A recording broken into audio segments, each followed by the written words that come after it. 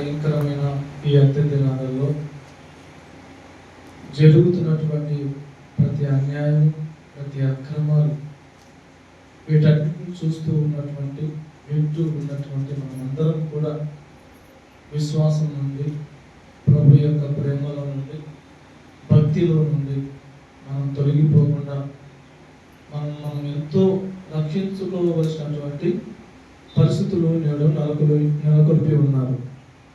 కాబట్టి ఇటువంటి సమయాల్లో మనం తప్పనిసరిగా మనము ప్రార్థన జీవితాన్ని, విశ్వాస జీవితాన్ని మనం ఎంతో ఖచ్చితంగా కాపాడుకుంటూ మనము ముందుకు వెళ్ళాలి. ప్రార్థన చేసుకుందాం.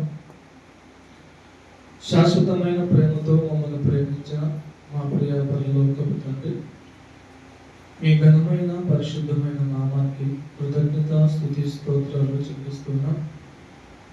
మీ శాశ్వతమైన ప్రేమను బట్టి మీకు అనేకమైన కృతజ్ఞతాస్తుతులు చెల్లిస్తున్నాం. ఈ ఉదయకాల సమయంలో మమ్మల్ని అందరినీ కూడా మీ పాద సన్నిధికి మనం క్షేమకరంగా నడిపించుకొని వచ్చి మీ సంఘములో ప్రభావ నేను మనసారా ఆరాధించుటకు, ప్రార్థించుటకు, మీ మాటలు వినుటకు, ధ్యానించుటకు మీరు మాకు ఇచ్చిన గొప్ప భాగ్యాన్ని బట్టి మీ స్తోత్రాలు చెల్లిస్తున్నాం. తండ్రి, సమయోచితమైన నీ ఆత్మ జ్ఞానం నాకు దయచేయండి. వినగలిగిన చెవులు, గ్రహించగలిగిన మనసును, మీ కొరకు ఉన్నతంగా బ్రతికి నేను మహిమపరిచే జీవితాన్ని మాకందరికీ ప్రసాదించి మీరే మహిమ పొందమని మా ప్రభువును, మా రక్షకుడైన యేసుక్రీస్తు పరిశుద్ధ నామములో ఈ ప్రార్థన మీకు సమర్పించి అడిగి వేడుకొనుచున్నాను తండ్రి. ఆమేన్. ప్రేమైన దేవుని వలన పరిశుద్ధ గ్రంథమైన బైబిల్ నుండి ఒక వాక్యం చదువుకొని ఆ వాక్యాన్ని మనం ధ్యానించుకుందాం. యోబు గ్రంథము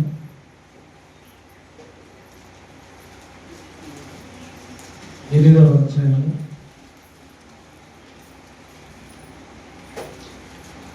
5, 6.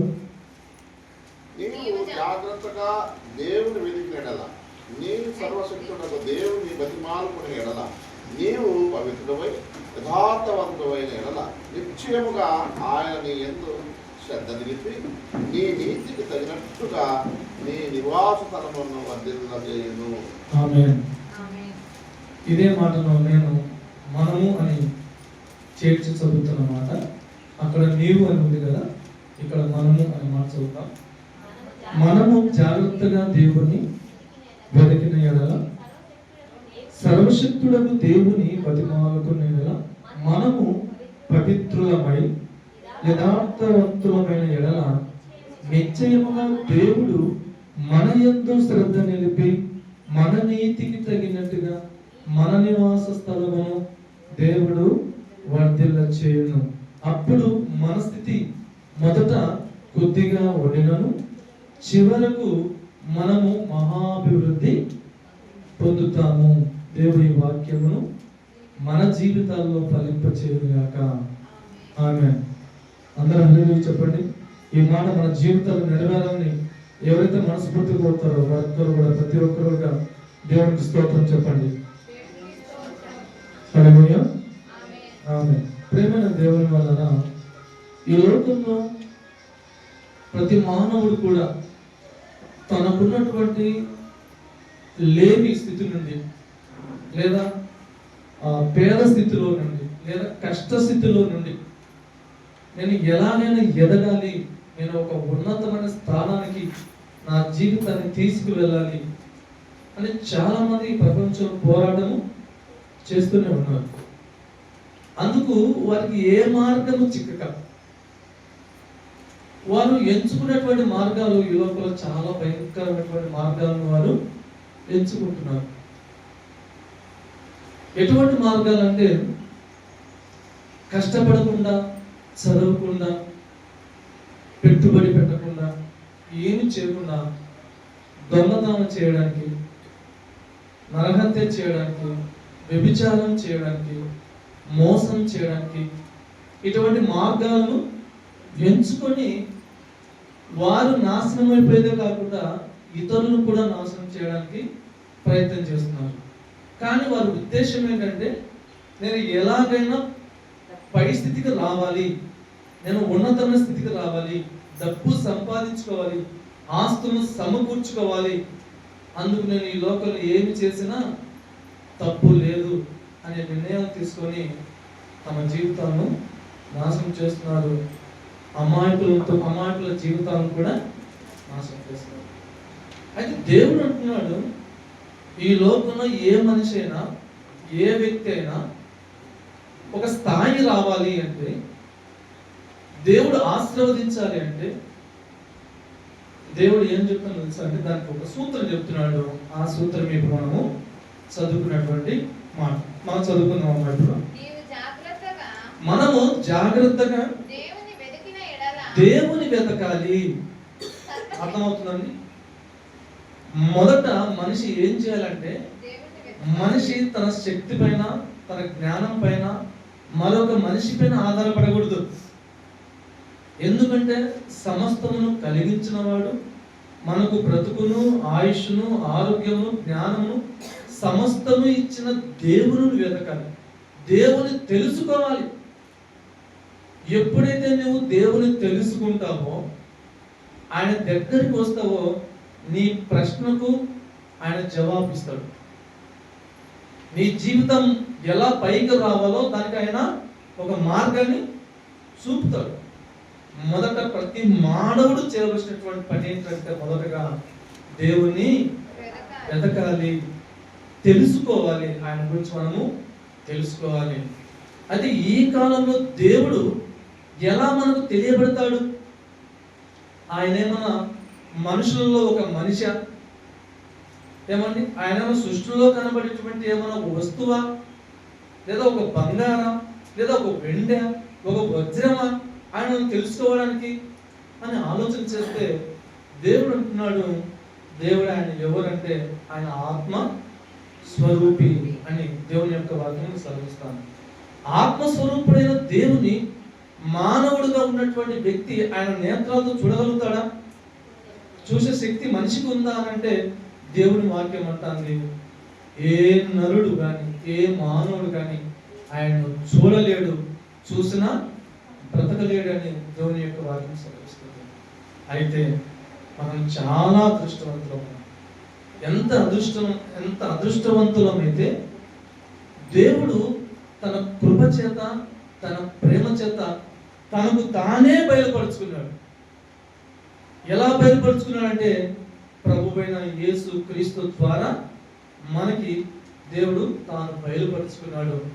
ఎక్కడో యెరూషలేములో పుట్టి, యెరూషలేములో కార్యము జరిగించి, యెరూషలేములో తన ప్రాణాన్ని అర్పించినటువంటి యేసు క్రీస్తు ప్రభు ఖండాలు, సముద్రాలు దాటి ఈరోజు ప్రపంచమంతా తను తాను బయలుపరుచుకున్నాడు. ఎవరైతే ఈ సువార్త విని, ఈ దేవుని మాటలు విని తన మనసును మార్చుకుంటాడో, తన మనసును దేవునికి అప్పగించుకుంటాడో, దేవుడు తప్పకుండా మనకు దొరుకుతాడు. దేవుడు ఎలా దొరుకుతాడంటే, దేవుని మాటలు చెబుతున్నప్పుడు వినటం వలన దేవుడు దొరుకుతాడు. రెండవది, పరిశుద్ధ గ్రంథమైన బైబిల్ను ధ్యానిస్తూ ఉన్నప్పుడు దేవుడు మనకు దొరుకుతాడు. దేవుడు అనేకమైన కార్యముల ద్వారా కూడా దేవుడు మనకు దొరుకుతాడు. అతి ప్రాముఖ్యంగా దేవుడు సృష్టిని కూడా మనకు పెట్టాడండి. ఈ సృష్టి అంతా కూడా ఆలోచన చేస్తే దేవుని శక్తి, దేవుని బలము, దేవుని జ్ఞానము ఇవన్నీ కూడా అందులో కనబడతాయని రోమా పత్రికలో ఆ మాట కూడా మనకు రాయబడింది.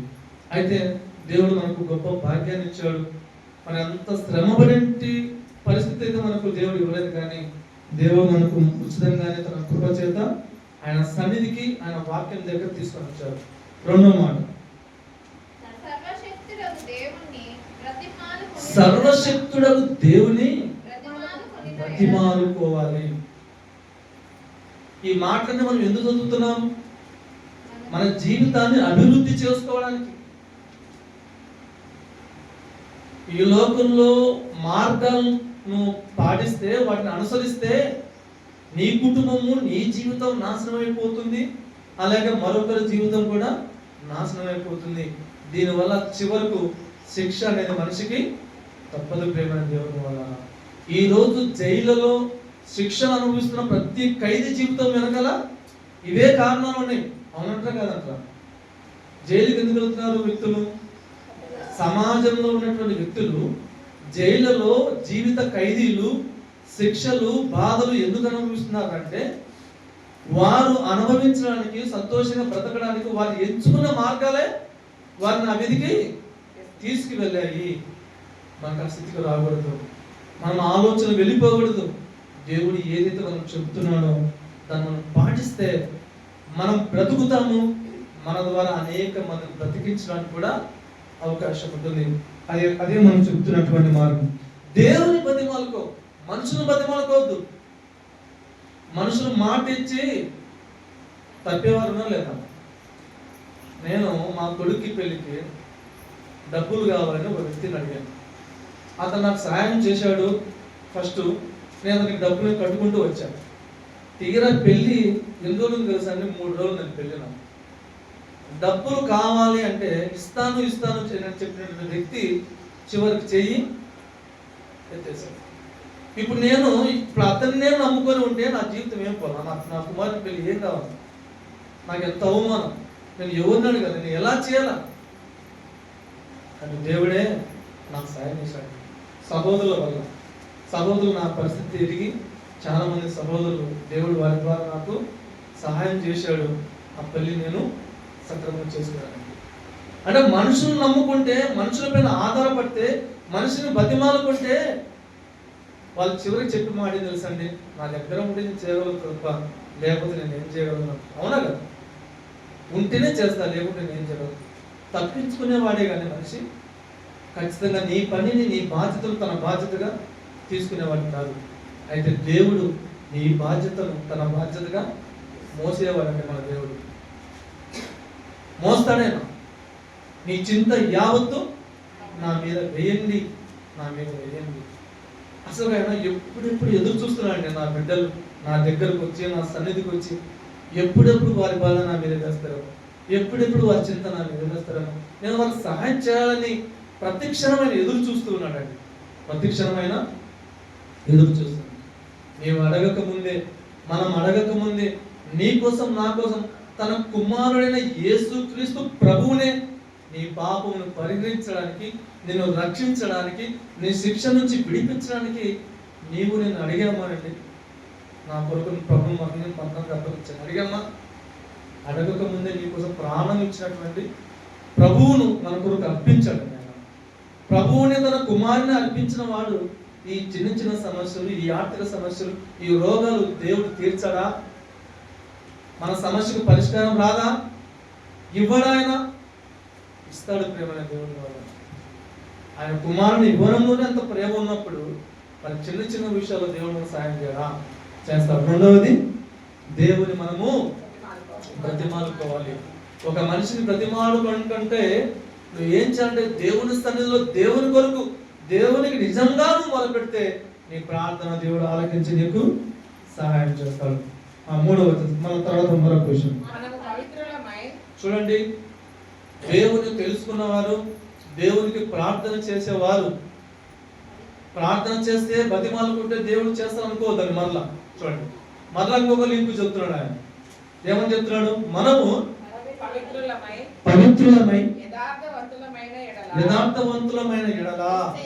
చాలు. ప్రార్థన చేసినంత మాత్రాన, కన్నీటితో మొరపెట్టుకున్నంత మాత్రాన, తర్వాత దేవుని తెలుసుకున్నంత మాత్రాన దేవుడు మనకు సహాయం కూడా చేయాలి. ఇదేంటండి, దేవుని తెలుసుకోవాలన్నారు, దేవుని చెప్పుకోవాలంటున్నారు, మరి దేవుడు సహాయం చేస్తాడంటే చేస్తాడు. కానీ ఎప్పుడు చేస్తాడంటే ఇదిగో ఇప్పుడు చెప్తున్నారు చూడండి, మనము పవిత్రులమై ఉండాలి. ఎందుకంటే మనం నమ్మిన దేవుడు, మన సృష్టికర్త అయిన దేవుడు, మన తండ్రి అయిన దేవుడు, ఆయన మహాపరిశుద్ధుడు. దేవదూతులు ఆయన ఏమని పొగుడుతున్నాయంట పరలోకంలో? సైన్యములకు అధిపతియగు యెహోవా పరిశుద్ధుడు, పరిశుద్ధుడు, పరిశుద్ధుడు అని ప్రతిగానముతో ఆయన ఆరాధిస్తూ ఉన్నాడు. మరి నేను పరిశుద్ధుడనై ఉన్న ప్రకారము మీరు కూడా పరిశుద్ధులై ఉండండి. పరిశుద్ధత లేకుండా దేవునికి ఇష్టడే ఉండట సాధ్యము అని నేను అంటాను. ఒప్పుకుంటారా? అసాధ్యం. అది నిజమే. పరిశుద్ధత ఉంటేనే దేవుడికి ఇష్టడవైతావు. దేవుడికి ఇష్టడవైతే నీ ప్రార్థన అంగీకరించబడుతుంది. యోసేపు జీవితం మనకు బాగా తెలుసు. ఆయన అన్నల ద్వారా ఎన్నో శ్రమలు పడ్డాడు, ఎన్నో బాధలు పడ్డాడు. అన్నల ద్వారా తన ప్రాణాన్ని కూడా అపాయం కలిగింది. అయితే దేవుడు తప్పించాడు. తర్వాత ఐగుప్తీయులకు, అంటే ఇస్మాయిల ద్వారా ఐగుప్తీయులకు అమ్మబడ్డాడు. అమ్మబడిన తర్వాత ఆయన నమ్మకంగా బ్రతికిన జీవితాన్ని బట్టి దేవుడు ఆయన తోడుగా ఉన్నాడు. దేవుడు తోడుగా ఉండడం వల్ల అక్కడ అంతా కూడా ఆశీర్వదించబడింది యోసేపును బట్టి. అయితే పొతీఫర్ అనేటువంటి భార్య మరి తప్పుడు ఆలోచనతో యోసేపుకు చేయరాని తప్పుకు శిక్ష కూడా అనుభవించాడు. అవునా కదా? అంటే యోసేపు ఏ విషయంలో కూడా ఆయన తప్పు చేయడానికి సిద్ధపడలేదు. ఎందుకంటే నా దేవుడు పవిత్రుడు, ఆయన బిడ్డగా నేను కూడా ఈ లోకంలో పవిత్రునిగా బ్రతకాలని నిశ్చయించుకున్నాడు, తన మనసును నిశ్చయించుకున్నాడు కనుక ఎన్ని కష్టాలు పడినా, ఎన్ని బాధలు పడినా, ఎన్ని అవమానాలు పడినా ఏ విషయంలో కూడా పవిత్రతను కాపాడుకున్నాడు. ప్రేమని దేవుడు ఎప్పుడైతే తన పవిత్రతను కాపాడుకున్నాడో చివరికి ఏమైపోయిందండి? చివరికి ఏమైపోయింది? యోసేపు జీవితం ఉన్నతమైన స్థితికి వచ్చాడు లేదా చెప్పండి. రాజు తర్వాత రాజాధికారము యోసేపుకి ఇవ్వబడింది.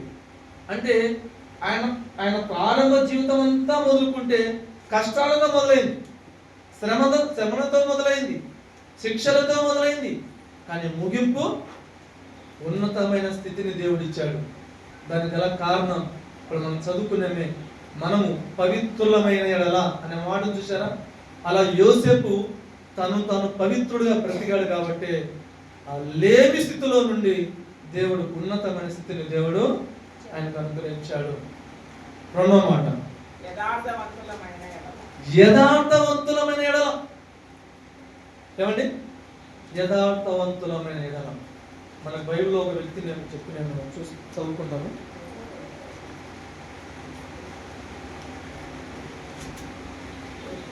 దినవృత్తాంతములు 2వ గ్రంథం చూడండి, 26వ అధ్యాయము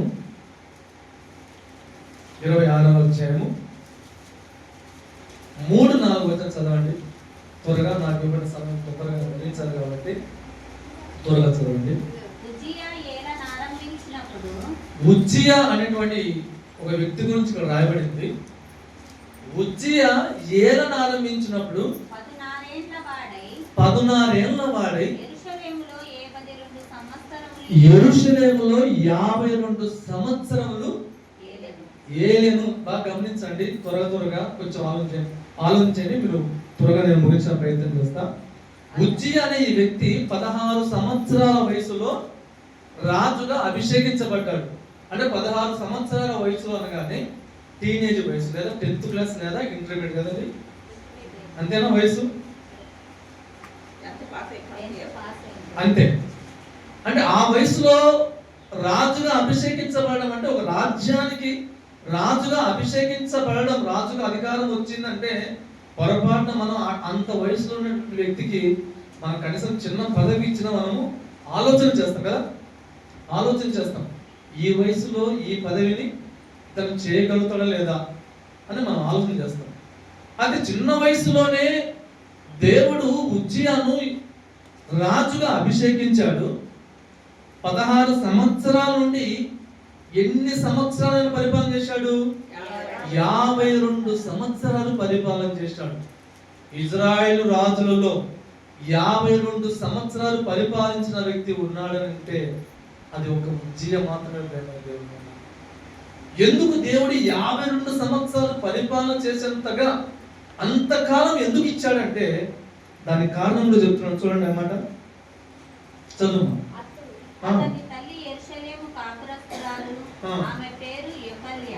అతడు తన తండ్రి అయిన అమత్యా చర్య ఎంతటి ప్రకారము యెహోవా దృష్టికి యథార్థముగా ప్రవర్తించాడు. అదే అండి, దేవునికి మహిమ కలుగును గాక. ఆమేన్.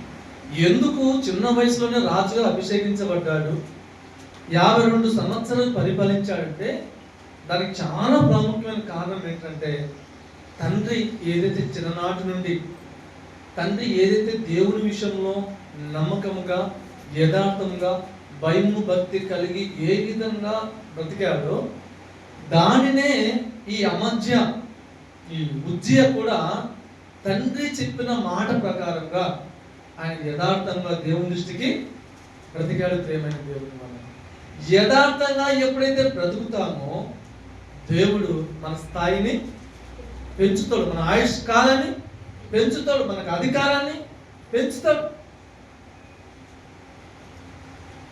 పవిత్రులుగా బ్రతికిన, యథార్థంగా బ్రతికిన దేవుడు మన పట్ల ఆయన కార్యం చేస్తాడు. ఇప్పుడు చదవండి, నెక్స్ట్ మాట చాలా ప్రాముఖ్యమైన. దేవుని ప్రత్యక్షత విషయమందు తెలివి కలిగిన చాలు, అది చాలే. యోబు గ్రంథం చదవండి. యోబు గ్రంథము 8వ అధ్యాయం. నిశ్చయముగా అనే మాట చూడండి. నిశ్చయముగా దేవుడు మన యందు శ్రద్ధ నిలుపుతాడు. నిశ్చయము అంటే ఆమేన్ కదండి. ఆమేన్ ఆమేన్ అనువాడు ఏమని చెప్తున్నాడు? ఆమేన్ చేస్తాను, నేను నీకు చేస్తాను, నేను నీ స్థాయిని ఇస్తాను, నీకు జీవితం ఇస్తా, నీకు ఆరోగ్యం ఇస్తా, నీకు ఏమైనా నేను ఇస్తా. అయితే నాకు ఇష్ట ప్రకారం నువ్వు జీవిస్తావా, నా మాటకు లోబడుతావా, నేను నా చెయ్యి ఎప్పుడు కూడా ఆశీర్వాదకరంగా ఇస్తాను. నిశ్చయముగా దేవుడు మన యందు శ్రద్ధ నిలిపి మన నీతికి తగినట్టుగా మన నివాస స్థలమును దేవుడు వర్తిల్ల చేస్తాడు. ప్రేమైన దేవుని వలన నేను మిమ్మల్ని ప్రశ్న అడుగుతున్నాను. అంటే దేవుని యందు బ్రతికిన వారికే ఇంత ఉన్నతమైన స్థాయి దేవుడు ఇస్తాడు అని అంటే, మరి లోకంలో దేవుని నమ్మని వారు ఉన్నారు కదండి. సో దేవుడే లేడని వారు ఉంటారు కదండి. వాళ్ళేమో అడుగునే స్థితిలో ఉన్నారా? ఉన్నారమ్మా? ఉన్నతమైన స్థితిలో ఉన్నారు వారు కూడా. ఈ వద్దు ప్రపంచ శాస్త్రవేత్తలు అని పిలవబడుతున్నారు కదా, మరి వాళ్ళందరూ కూడా దేవుని నమ్మిన వారు ఉన్నారా? వాళ్ళు నాస్తికులు లేరా? నాస్తికులే ఉన్నారు. ఆయన వాళ్ళకి ఆ స్థానం వచ్చిందంటే ఇది కేవలం దేవుని కృప అనే వాళ్ళకి తెలియదు. ఎందుకంటే మంచి వారి మీదను చెడ్డవారి మీదను తన సూర్యుని ఉదయింప చేస్తున్నాడు, అందరినీ సమానంగా ప్రేమిస్తున్నాడు అన్నది వారికి గ్రహించలేకపోతున్నారు. వాళ్ళకి ఎంత మంచి అవకాశం వచ్చినా దాన్ని వారు సద్వినియోగం చేసుకోలేకపోతున్నారు. ఒక దేవుని పిల్లలుగా, క్రైస్తవులుగా మనము ఖచ్చితంగా మనం ఈ లోకంలో దేవునికి ఇష్ట ప్రకారంగా మనం బ్రతికితే దేవుడు తప్పకుండా మనం ఆశీర్వదిస్తాడు. ఒకవేళ మాకు ఆ స్థాయి రాలేదని బాధపడడం కూడా అవసరం లేదు. ఎందుకంటే చివరికి ఒక్క మాట చెప్పి నేను ముగిచేస్తాను. తిమోతికి రాసినటువంటి మొదటి పత్రిక 4వ అధ్యాయము 8వ వచనం చూడండి ఒకసారి.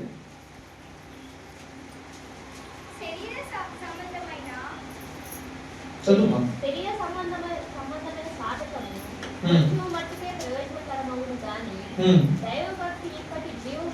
జాగ్రత్త వినండి. దైవభక్తి అనేది ఇప్పటి జీవము విషయములోను రాబో జీవం విషయంలోను వాగ్దానంతో కూడినదైనందున అది అన్ని విషయంలో ప్రయోజనకరము. ఆమేన్, హల్లెలూయా. దేవునికి మహిమ కలుగును గాక. చూసారండి, ఈ లోకంలో దేవుడు మనకు ఆయుష్ను ఆరోగ్యాన్ని ఇచ్చాడు, సంతృప్తి పడదాం. దేవుడు మనకు ధనం ఇచ్చాడు, సంతోషపడదాం. దేవుడు మనకు ఆస్తినిచ్చాడు, సంతోషపడదాం. దేవుడు ఇచ్చాడు, సంతోషపడతాం. కానీ వీటి కోసం మన జీవితాన్ని బ్రతకూడదు. నీ భక్తి, నీ పవిత్రత, నీ యథార్థ జీవితం అంతా కూడా దేవుడు చెప్తున్నాడు ఈ జీవం విషయంలోను రాబోవు జీవం విషయం. ఏంటి రాబోవు జీవం విషయం అంటే ఏంటంటే, రాబోవు జీవం విషయం అంటే పరలోకం. పరలోకం. ఈ భూమి మీద పుట్టిన ప్రతి ఒక్కడు పుట్టాలి, మరణించాలి, తిరిగి మరలా మనమందరం కూడా చేరాలి. అదే మన గమ్యం. అక్కడి చేరడానికి ఈ లోకంలో మనం బ్రతకవలసినటువంటి జీవితం. దేవుని కృప వలన, దేవుని దయ వలన మీకు ఆస్తులు, అంతస్తులు, మీకు ఆరోగ్యం సమస్తం ఇస్తే దేవునికి కృతజ్ఞతాస్తులు చెల్లించాడు, నో ప్రాబ్లం. కానీ వాటి కొరకే మన జీవితాన్ని అంకితం చేసుకోవడానికి ప్రయత్నం చేయకూడదు. వాటినే కోరుకోవాలి మనం ఎప్పుడు కూడా అనుకోకూడదు. అది ఆయన చిత్తంలో ఉంటే నీకు ఇస్తాడు, లేకపోతే నీకు పరలోకం ఇస్తాడు. అదే పౌలు గారు చెప్పినటువంటి మాట. ఆయన ముమ్మారు ప్రార్థన చేసినాడ, ప్రభా నాకు ఈ శ్రమ నుండి విడిపించు, నాకు ఈ బాధ నుండి విడిపించంటే నా కృప నీకు చాలు అని. నిజంగా మనం క్రైస్తవులుగా, దేవుని పిల్లలుగా, ప్రభా నీ కృప నాకు చాలు అని చెప్పగలమా? చాలు అని చెప్పగలమా? చెప్పాలి. తప్పకుండా నీ కృప నాకు తోడుగా ఉంటే అది నాకు చాలు ప్రభువా, ఈ లోకంలో నాకు ఏమి ఉన్నా ఏమి లేకపోయినా నీ ప్రేమ నుండి నన్ను ఎడబోకు వారు ఎవరైనా ఉన్నారా అని చెప్పగలిగిన స్థితిలో మనం ఉంటే దేవుడు ఈ లోకమందు నిన్ను దీవిస్తాడు, పరలోకమందు కూడా నిన్ను చేరుస్తాడు. పౌలు గారు ఒక మాట అంటాడండి, నీ ప్రేమ నుండి నన్ను ఎడబాపు వారెవరు? శ్రమ అయినను, కరువైనను, హింస అయినను, ఉపద్రవమైనను, మరి ఏదైనాను నీ ప్రేమ నుండి నన్ను ఎడబాపునా అనగలిగిన భక్తుడు కావాలి, అనగలిగిన క్రైస్తవుడు కావాలి, అనగలిగిన విశ్వాసి కావాలి, అనగలిగిన సేవకుడు కావాలి. అట్టి వారు దేవుడికి కావాలి. వారిని దగ్గరికి తీసుకుంటాడు, వారిని దీవిస్తాడు, పరలోకానికి దేవుడు. మన సేవకుడు చెప్తున్న ప్రతి మాట మీ ఆత్మీయ క్షేమం కోసం చెప్తున్న మాట. మీరు ఏదైతే ఇక్కడ వింటున్నారో వినివారే మాత్రమే మిమ్మల్ని మోసపరుచుకోవద్దండి. విని నేర్చుకొని కుటుంబంలో, సమాజంలో, ఉద్యోగం చేసే చోట, పనికి వెళ్ళే చోట, ఎక్కడైనా మీరు వెళ్ళినా అక్కడ దేవుని మహిమపరిచే విధంగా మీ ప్రవర్తన చూసి, మీ మాటను చూసి, మీ ప్రేమను చూసి ప్రభు దగ్గరికి ఒక రావాలి తప్ప మీ ప్రవర్తన, మీ యొక్క మాటను చూసి మిమ్మల్ని అసహించుకునేది కాకుండా దేవుని అసహించుకునే విధంగా మన జీవితం ఉండకూడదు. ఎందుకంటే మన ద్వారా ఒక వ్యక్తిని దేవుడు కాపాడుకోవాలనుకుంటున్నాడు. మన జీవితం ద్వారా ఒక వ్యక్తిని ఆలోచింపచేయాలని దేవుడు కోరుకుంటా ఉన్నాడు.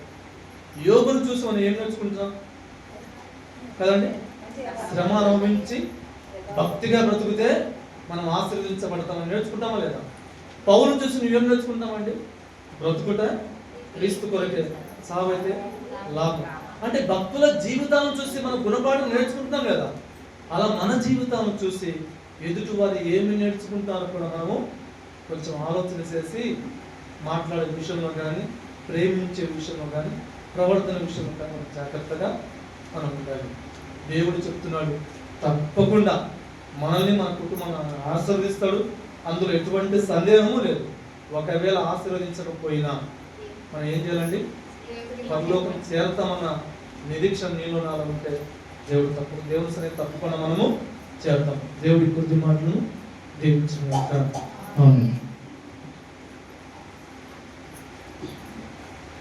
దేవునికి స్తోత్రములు. ప్రభునందు ఇంతవరకు విలువైనటువంటి ఉపదేశము మనకు ఉపదేశించిన దైవ వర్తమానాన్ని మనకు అందించిన సహోదరుడు నిత్యదేవుడు గారికి ప్రభు పేరిట